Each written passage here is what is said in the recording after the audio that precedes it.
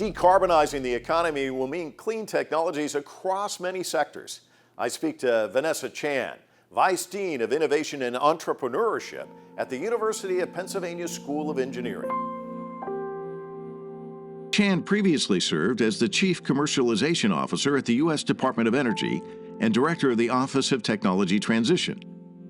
Under her leadership, the department pushed for clean energy technologies. Chan has been recognized as one of Time magazine's top 100 most influential business leaders in climate.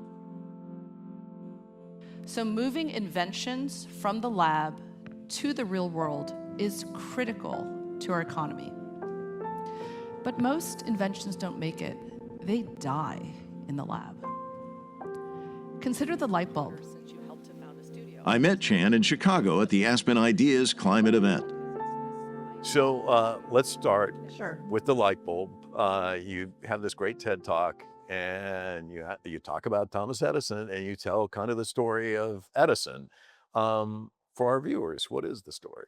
Sure. So I like to ask people who actually invented the light bulb, and many people believe it's Thomas Edison, but he actually didn't invent the light bulb. It was a guy named Jonathan Swan, who was a person who figured out if you were to carbonize a wire and pass electricity through it, you actually could give off light. And he wrote a paper, did the patent. But what Thomas Edison did was he actually figured out how to bring the light bulb to market. So he understood if we're going to make this something that every human is going to use, we need to figure out how do we have the lifetime be more than a few hours? How do we pull a vacuum off into the bulb itself so we can make the lifetime longer? How do we actually manufacture this at a cost where people can afford it?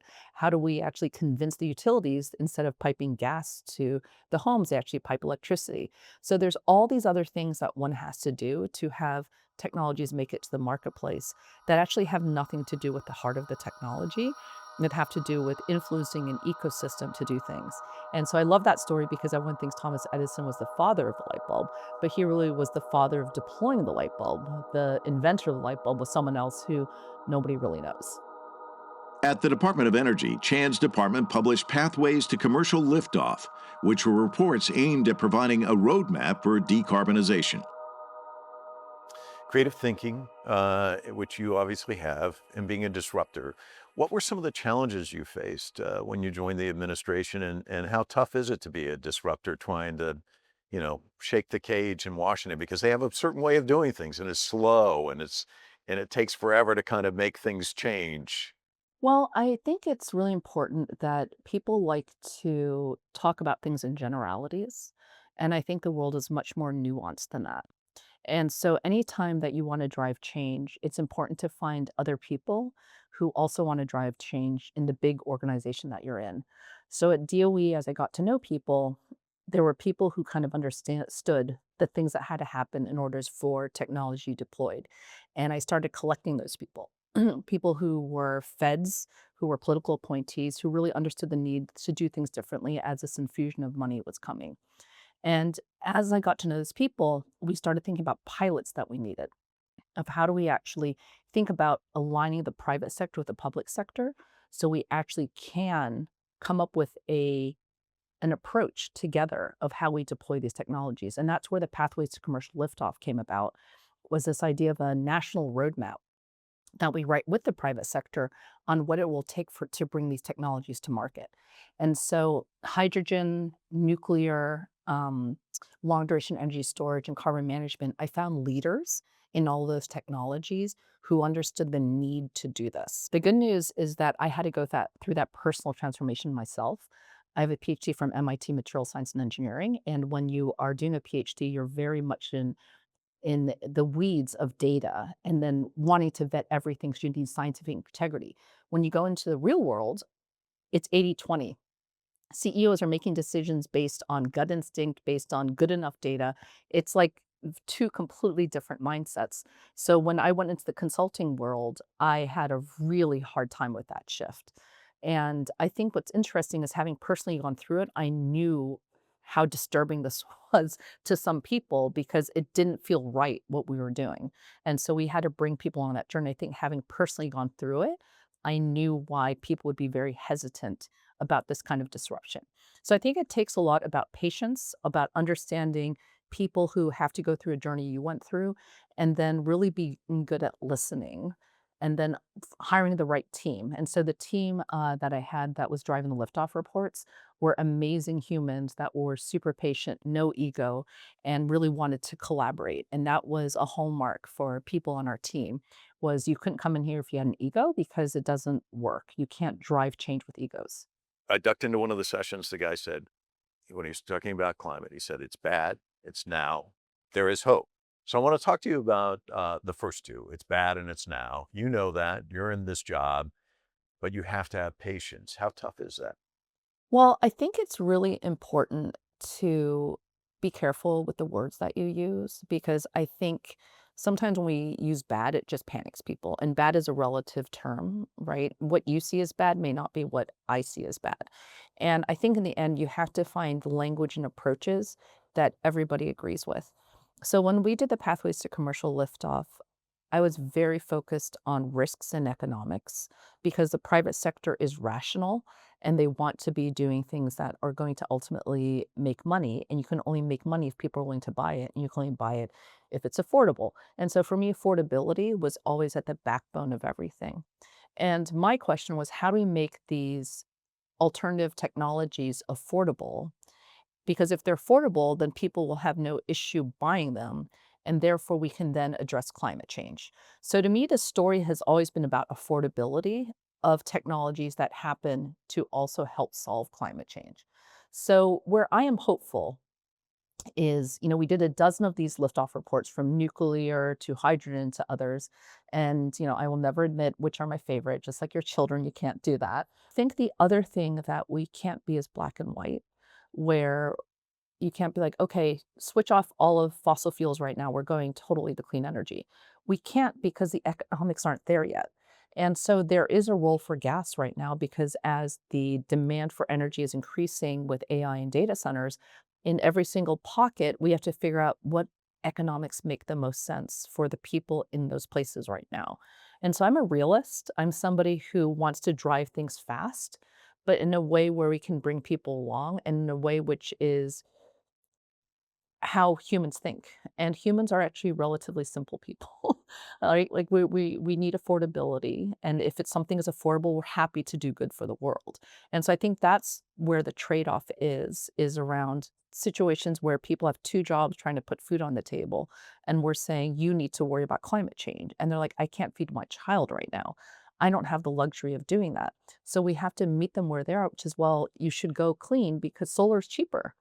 And they're like, "Oh, it's cheaper? I'm all in." So I think that's what's really important, is how you get to the bad now and patience. It's really more about understanding what motivates people and then driving towards that together. During this year's UN General Assembly meeting, Brazilian President Luiz Inácio Lula da Silva and 16 other world leaders signed a joint letter that called for speeding up the production and use of clean energy. The letter stated, quote, "The situation is clear. A clean energy transition is happening, and it is here to stay. We must ensure it is a just and equitable transition." It's interesting. I just returned from China. I was there for a month, but I went to a couple of EV plants. I mean, they're just churning out EVs like crazy. There's solar, there's wind. It just seems like they're moving so fast on all of these avenues. I mean, it seems like the United States, I think, when you were in the administration, yeah, they're moving fast, but then you get a new administration in, or maybe they go back this way. And then maybe we get another administration that's also wants to go fast, and this kind of windshield wiper back and forth. Can you talk to me about the frustrations of that, and how do like you kind of think it should be a straight line, but it's not, it's zigzaggy. So people ask me, what was the most surprising thing when you joined the administration? And I will say the way in which we do appropriations and budgeting was really shocking to me, because the way it works in the federal government is that the Congress sets the budget. But as the agency, I'm not allowed to talk to Congress about the budget, because then I'm lobbying. They can come and talk to me and ask for clarifying questions, but I can't actually tell them, here's the things I think you should go invest in. And if you look at the private sector, it's actually inverse to the private sector. It'd be the equivalent of the CFO, who's Congress, sitting outside of the CEO, CTO, CSO, all the people who execute things and making decisions on their own, then lobbing the money in and saying, go and execute on this. And they're like, we didn't know you were going to give us this money. We don't have a plan. And then they're like, well, it doesn't matter because you need to get the money out the door. And if you have any holdover and you're not getting out the money quickly, we're going to be very upset at you. So you look at that as our construct right now for how appropriations happens. Whereas China is more like the private sector. They create a multi-year strategy. They look at it and they say, okay, how are we going to fund this strategy so we can go after it? So that is where a fundamental disconnect is happening, is that we have a challenge with the way that we do appropriations. And one of the reasons why we did the Pathways to Commercial Liftoff was I think we needed a strategy and roadmap for these technologies, which is if you're going to want to fund these arenas, here's the areas where the risks are the highest. And I personally think that the role of government is to take risks where the private sector won't. But in the end, the private sector is $23 trillion. Even the half a trillion we have is a lot of money, but it's nothing compared to the 23 trillion. And so I think the challenge we have is how do we have the certainty in different administrations so that the private sector knows what they need to do. And that is the challenge, is the lack of certainty, because private sector will actually figure things out even if it's not in their favor. They just need to know what's going to be happening. And that is the biggest challenge. Yeah, and China has their 5-year plans. I always say in the United States, in Washington, it seems like a 5-minute plan or a 5-month plan. What excites you about what's out there in terms of like the move? And also, I want to talk to you about the private sector because if you're putting money forward, but they're also matching money, at some point you've already kind of given them the keys to the car, right? I mean, can you? They'll still move in that direction, won't they? I mean, even if you've given the seed money, they're going to add, or do a lot of the things that you started, do they just go away? I think it depends on what's going to happen with some of the tax credits and other things that are happening in DC right now, because I think in the end, what we need to do, going back to your question of regulations, right, is I think regulations should be used to spur the private sector. And then liftoff we defined as the point in time at which a technology no longer needs any government support for it to be deployed in the market, because every single player in the value chain can make money, it's affordable to consumers and all of that.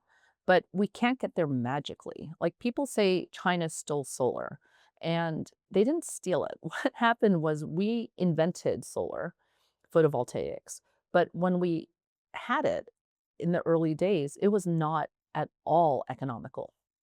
And so no one wanted to invest in it because it was not going to make money. So China was like, we don't care. We're going to spend time trying to scale this technology. We're going to lose a lot of money, but we know on the other side, there's going to be a lot of potential because solar is going to be cheap at some point in time. And so what happened was they were willing to invest when there was no returns. And so when it got to the point where solar was making money, we at the US were like, hang on a minute, we should have, been making the money. So it's like the equivalent of inventing Olympic sport and then not wanting to train. And then when another country is training and then they're on the medal platform, you're like, wait a minute, I invented that. It's like, yes, but we didn't do the work we needed to drive the economics down. And so that's kind of where my head is right now, is how do we actually drive the private sector to do things where we actually cannot make money right now, but we can later on. So I think we need to move away from thinking about first of a kind to more 10 of a kind. So how do we actually finance the first 10 of a kind of something so that we can get down the cost curve? Because right now we're in the Squid Games where everyone is first in line to be eighth or ninth. No one is first in line to be first or second because they know they're going to lose their shirt on those first of a kind as we're learning how to do things. In the United States, only 3% of patents for new innovations make it to commercialization. This gets back to another issue that you talk about, which is failure, that it's okay to fail. I mean, that actually it's a good thing. I think this risk-averse kind of attitude, as you point out, like I'm in, but wait, I'm not going to make money, I'm out. And then all of a sudden like, hey, they got there. Well, how did this happen? So what's the lesson there?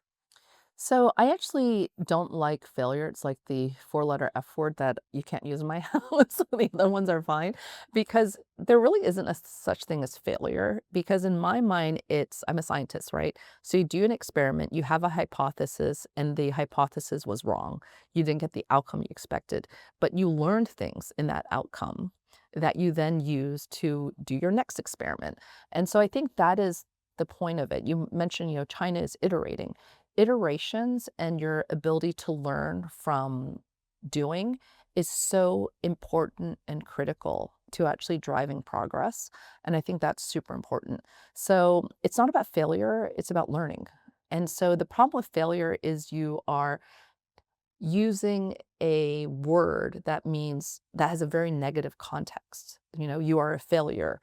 You failed at something versus, oh, that didn't work. I learned something. Here's where I'm going to go next. So I think that reframing is really important. What's next for you? So I am really excited. I'm the inaugural Vice Dean for Innovation Entrepreneurship at Penn Engineering. I spent the last 25 years thinking about how do you actually drive impact from research. As a PhD, I had published a lot of papers, and including a first author in science. And people are, you could be a professor anywhere. But my question was, how do papers actually translate to the real world? So I've been thinking about this since I was 25. And what I'm doing now is thinking about how do we bring the next generation of scientists and engineers to have more impact in the world. And I think the way to do that is to bring the world into the universities so they have a better understanding of what are the problems we're trying to solve. And so I think really trying to create the next leaders in technology is my personal passion because in the end, scientists and engineers who understand the real world are the ones who are going to drive the change. So I'm really trying to make the next Thomas Edisons of the world is really my goal. Well, I have a feeling you're going to shape them. Thank you so much. Thank you. Appreciate it.